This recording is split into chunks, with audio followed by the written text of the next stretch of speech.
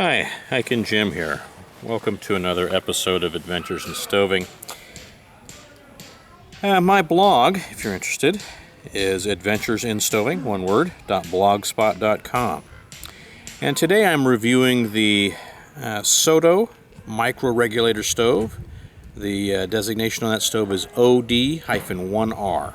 That's the Soto Microregulator. This isn't the stove, obviously. This is a pot. This is an ever-new 1.3 liter pot. This is one of my favorite pots just because it's really light and it's good for solo individual, maybe 3 people. I use it for up to 3 people. Anyway, I've got the microregulator and a 110 gram canister of fuel in there. Just lots of room. You could put a larger canister in there. You could also put your spoon in a lighter and, you know, all the things that you generally would use with a stove. Let's take a look at the stove. That's the Soto Microregulator. It's a really nice stove. In terms of build quality, it's probably one of the nicest stoves on the market. You know, if you look at what are the most popular cars in the world, the Japanese cars. And the same kind of attention to detail that the Japanese put in their cars goes into a Soto stove. I have 2 Soto stoves and a Soto lighter, all just really excellent, top quality. One of the nice things, if you see in there, they've got the brass insert in there. It's a little bit more durable, a little bit better machining, just real nice quality. It's also got an auto ignition. It's a piezo electric ignition system. The nice thing, I mean, a lot of these stoves, the ignition system is set up as an afterthought. And what you see is you'll see a stove and then bolted to the side kind of crudely, almost like a, you know, they just, oh, well, maybe we'll just throw a lighter on there. They bolted a lighter, not the Soto. The Soto was designed from the ground up to have an ignition system.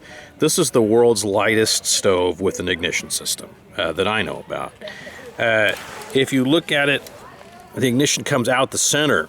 And the Japanese engineers have figured out a way. If you can see, there's a wire in there. That's kind of hard to see. Can you see the wire? Yeah, you can see the wire there. Anyway, there's a wire there, so the ignition runs up the burner column, and it's not kind of just glommed onto the side and bolted together.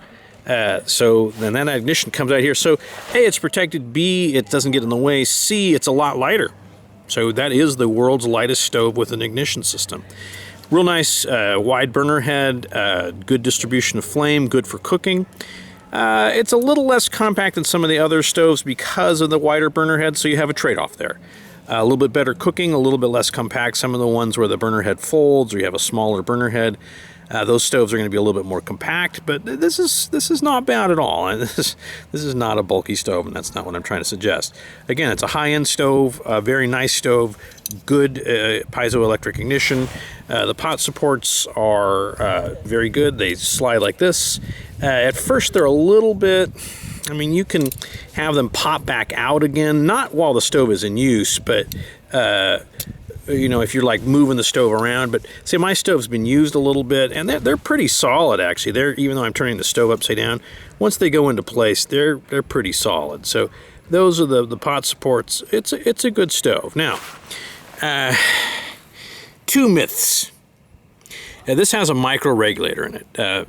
So there's a couple of myths that go around. One is that the microregulator is somehow going to allow you to get more gas out of a tank of gas than other stoves. No, that's a myth. This stove, if the tank of gas is empty on stove A, it'll also be empty on this stove. 2 is that you can operate this stove in conditions that are colder than you can normally operate upright canister gas stoves of this type. No. You know, the pressure in a canister of gas is based on the temperature and the atmospheric pressure present. So this cannot somehow cause gas to flow out of a canister when there's no pressure inside the canister. That's not what this stove does. There are some videos that Soto itself has put up out on the internet, and I think some people are misinterpreting what those videos are trying to say.